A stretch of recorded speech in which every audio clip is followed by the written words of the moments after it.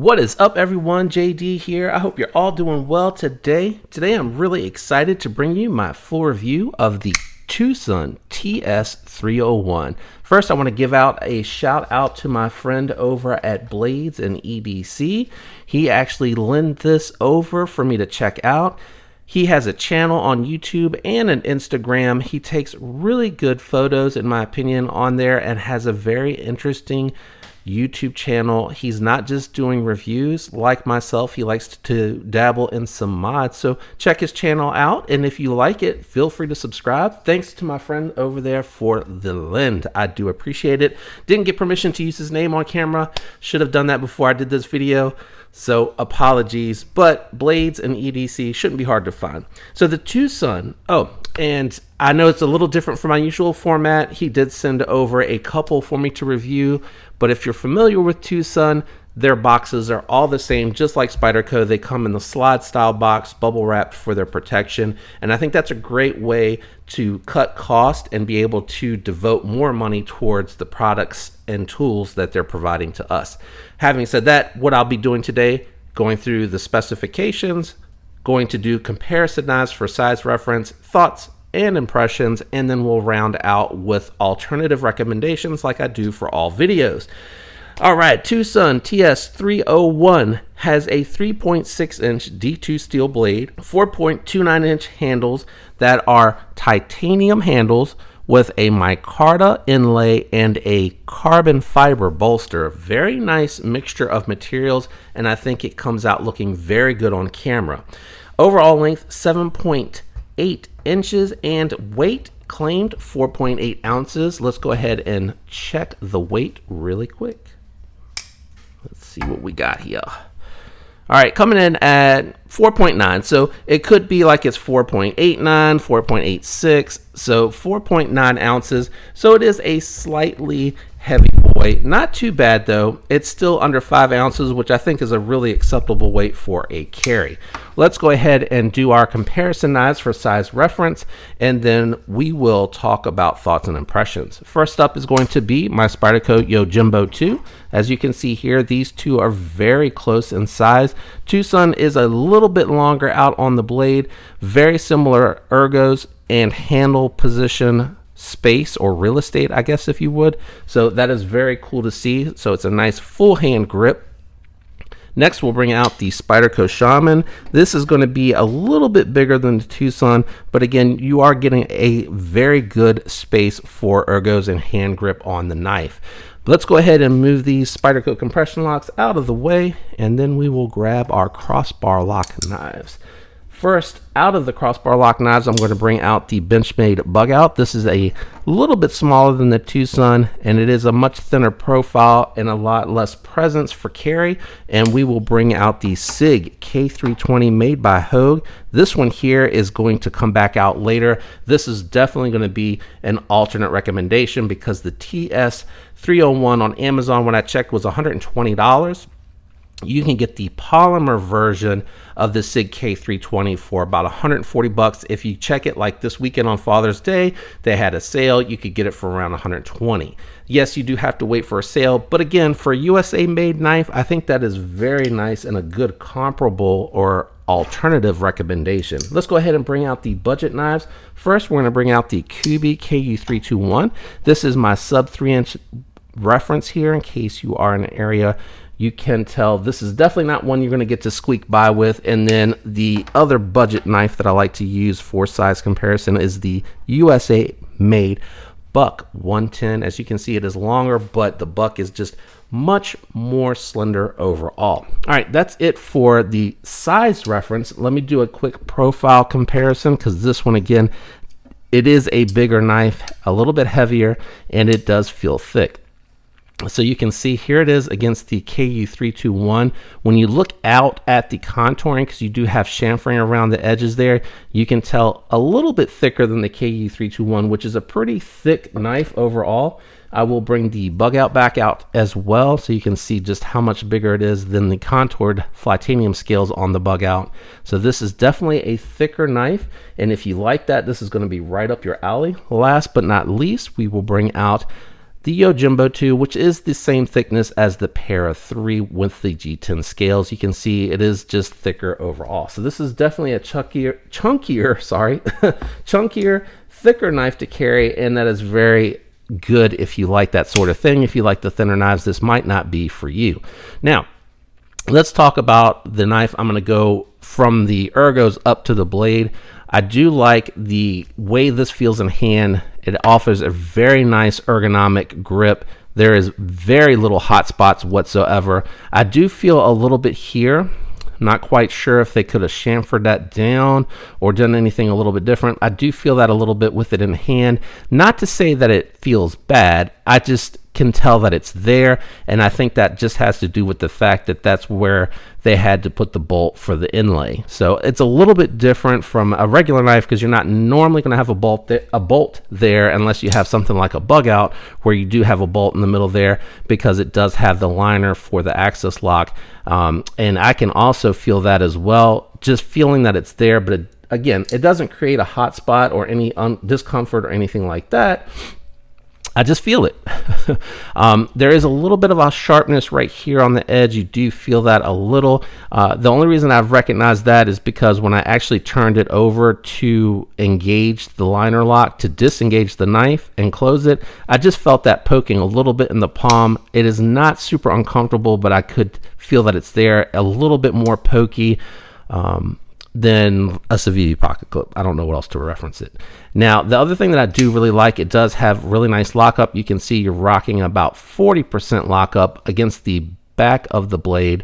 You do have, actually, because it is a thicker knife, you actually do have nice engagement, because they did sharpen the edge here nicely, and they did chamfer it just enough on this side, or knock it down just enough on this side to where you actually catch the top of the other side. I was actually a little bit worried about that when I first saw it, but I actually did find it is very comfortable to access, and surprisingly, the light bar feels really light, considering that this feels like it has a detent that would be hard to fail. That's me pressing it as light as I can, and because it has a good detent tune and very nice action in the pivot, it doesn't stop when you try to do it slow. I can fail it if I'm really trying hard and concentrating to fail it, but if I'm not doing that, if I'm just deploying it normal with a little bit of strength, it does come out. You can see it comes out mediocre there, but when you're actually trying to flip it, it will fly right out. So good tune. I think it's done really well. The whole time that I've had it, I'm not quite sure how long Blades and EDC has had it, but it's remained centered for me, no issues whatsoever. And again, the action in the pivot definitely feels like it has bearings. I don't know, and I couldn't find any material, and I don't want to take someone else's knife apart if they are ceramic or not, but it's 100% bearings in the pivot. If it's anything like my TwoSuns, I took apart my I'm drawing a blank. Dang it. I want to say 225. I think it's the TS225, and it had nylon washers with ceramic bearings, and you can tell they're ceramic because they're the dark ball. I assume that's probably what's in here, and it's probably cost effective for them to do the nylon with ceramic bearings, and the ceramic bearings are what are going to be hard, corrosive resistant, rust resistant, and they're going to provide very smooth action. Unlike steel, which does provide smooth action, but if you get it wet and you don't dry it and take care of it and oil it back quickly, they could and are prone to rusting. Pocket clip on here. I do like this pocket clip a lot. It's very nice and well done. I don't love the ball style. I do usually prefer the swoop pocket clip, and I think you can see that here on the 129, just a little bit different. And I don't believe this is inset.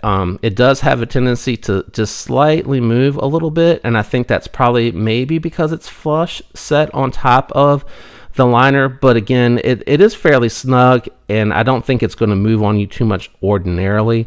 And the other thing that I will mention here is it is very seamless going from the micarta to the carbon fiber. That is very smooth.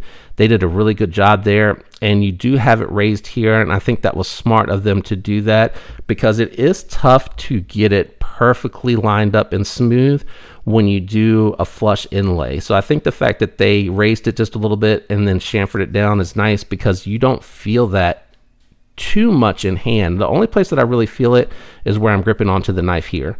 I really like this backspacer. I'm assuming it's titanium. Let me check. I do have my magnet here. I can check really carefully to see. Do it over here. Yeah, it is titanium. I'm not getting any stick at all like I do when I try to check that bolt. Yeah, no stick at all. So very nice. I love the milling on here. I think that looks good.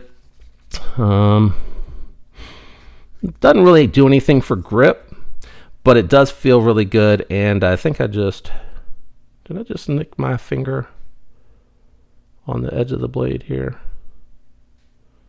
Yep, I think I did just a little bit. I felt like my finger slip across there when I was coming back to point at the backspacer. The thumb studs on here are really nice. I like these thumb studs a lot. They're raised up nicely. They have very nice milling and jimping going along here and very good grip and texture. You get very nice purchase on them when you go to deploy the knife. Even if you're going to do the reverse flick, it's really grippy, and I do like those thumb studs a lot. Probably my most favorite thumb studs that I've encountered from TwoSun so far. I really do like those a lot. Very nice jimping here. It's a little bit thicker than what I usually like, but they did a nice job keeping it sharp. So when you're engaging it with your fingerprint, it does really lock down, and it does give you a nice spot to give you a little bit more control. Now, the blade is what I wanted to save to talk about last. It is D2 steel, and on my TS225, it does come with 14C28N, which is a little bit more corrosive resistant. And, you know, unfortunately, mine has been heavily modified. I've acid washed and stone washed this one, so it looks very odd compared to the base model version. I did knock down the flipper tab so that it was a little bit different. It's not quite the hammerhead style that matches the tip of the blade. It's contoured a little bit and knocked down so that, you know, it's just to my preference. But I do like 14C28N a little bit better than D2. But also I was surprised at $120 that it's D2 steel and not 14C28N, maybe 154cm. Nitro V, just something a little bit different that's not going to be so tough to sharpen. It has a fantastic edge from the factory. It's very smooth, very slicey. I'll show you here. Oops, that's my fault because I have to bring it right up to the camera because I am really low. But you can see it does have a very nice edge. That's the other thing that we'll get to in a second, is you can slide out of the cut with this type of blade shape. But for 120, I think that's a little high for D2, and I am trying to factor in that it does have titanium, micarta, and carbon fiber, and is really decked out in the handle, and you're getting big chunks and slab of it, and I do not think that these are milled out in any way, shape, and form. So you're getting solid pieces of titanium underneath of those liners. But I was just a little disappointed that it's D2. D2, again, very, very good edge retention, tough steel, not very strong. It is susceptible to chipping. If you're using it against really hard materials, it could chip a little bit. But if you don't mind whatever the factory angle edge is, taking it across the ceramic rod to kind of work that chip away, or lightly taking it over a very light stone, diamond stone, will work that out with a little bit of effort. It's not horrible. It's just a little bit more work to maintain that edge if it should chip. The satin finish on here is really good. The flat grind is very thin. It has a medium stock, but for such a tall blade, it actually does a really good job getting down thin to the edge and doing it very gradual, where I think this D2 is probably going to actually be very strong, considering that it doesn't come down to a sudden sharp edge and a very sudden thin edge.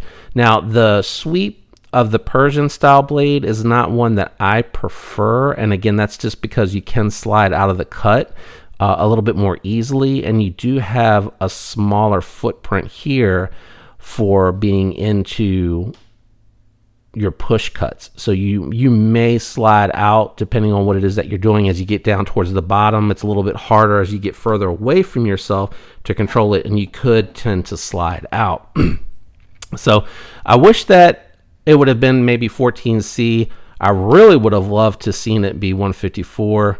My stonewash here, or my acid etch, looks really blotchy. I might take it back and do it one more time. This will be the third time that I've sharpened it, and still haven't gotten a smile though. Still haven't gotten a smile. But I think when I took it through the stonewash bath, I think I didn't put enough oil and too much water, and it kind of caked a little bit, so it didn't come out as even. But anyway, we're not talking about this knife, so let's get this one out of here. Alternative recommendations. What are some alternative options if you're interested in this knife? First and foremost, I'm going to bring that SIG K320 back out here, made by Hogue.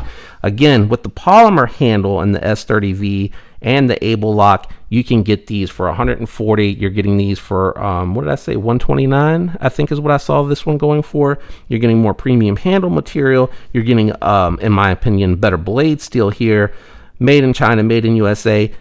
That is the option that I recommend if you do not want to buy China and you want a USA made knife. Another recommendation that I'm going to make if you want a more premium steel is going to be the DLT Trading exclusive Indela and 20CV. You can get the satin finish for 119. No, I'm sorry, 107. You can get the black coated blade for 120. Now it is FRN handle, so again, it depends on what you want out of this. If you want the more premium look and the more premium material, and it is a bit more chunky in hand, so I will say the ergos are going to be a little bit better on the TS301 than the Indela, but the Indela certainly is no slouch and has very good ergonomics, very good purchase, a lot of blade for you to work with. This one's going to be really thin and slicey, but very tough. Their 20 CVs treated very well. This one is a Seki City, Japan made knife, which their Seki City, Japan plant produces some phenomenal heat treats and phenomenal grinds. Really, really good knife from the factory, and you do keep that one-handed operation. It's not as fidgety because the action's not as smooth, but it is very nice. Now, if you're on a budget and you don't want to spend 129, but you like the size of this knife, I would actually come back to the Conspirator. If you don't mind the button lock, these sizes are pretty much identical. You get a little bit better blade shape. Your tip comes down for a little bit better with puncture task, utility work, and you're getting a lot more flat surface here that is not going to slide out as quickly because it's a more gradual rise to the tip because the drop point drops down to meet. So a little bit better there. Ergos, these are both going to be similarly chunky. You're going to have the button lock versus the liner lock. So there's a really good recommendation. Overall, I really do enjoy this knife a lot. If you're into the Persian style blades, this is a really cool option. I think my biggest knock is going to be the fact that it's a D2 steel, but if it's treated right, and it is, well, the edge came really nice from the factory. It's slicing through the materials very nicely. I think it looks really good. I love the two-tone colors. It's very different from anything else that you see out there. It is a fingerprint magnet because it is satin, but that satin does help it make it slide through the materials a lot more nicer. I've found that on a lot of the satin blades that I have. They tend to have smooth action. They tend to go through materials a little bit more smoothly. So I do like that. And again, I think it's a very nice knife, very interesting. And again, I want to thank Blades and EDC here on YouTube and Instagram for lending this to the channel. This was not the main one he was interested in having me review, but he sent it along to see what I thought about the knife. And I definitely think it has a very cool factor to it. I love the way that a Persian looks, but for the task that I do, I find that I like the Persian the least. I actually have a couple that are Persian swept, like my mini Asticus, that I think look really awesome. I just love the look at them. And of course, you know, if you're getting into a box or whatever, it's not that big a deal, right? You just need to get that tip into the package and then into your tape, and you're going to be able to slice through the tape and get in your box and whatever. So it's not that big a deal. I just find I do more utilitarian cutting tasks than I do tasks that a Persian would be styled for, but it's fun. It's really fun to have something different in the collection. So I really do appreciate that he sent that along for me to take a look at. If you enjoyed today's video, do me a favor, leave a like. Consider subscribing if you're not already subscribed. If you are subscribed, thank you for the support. I appreciate it. Give me a follow over on Instagram, JD4EDC_VA on Instagram. Thank you for all the support and tuning in with me today. I hope you have a fantastic week. Until next time, peace.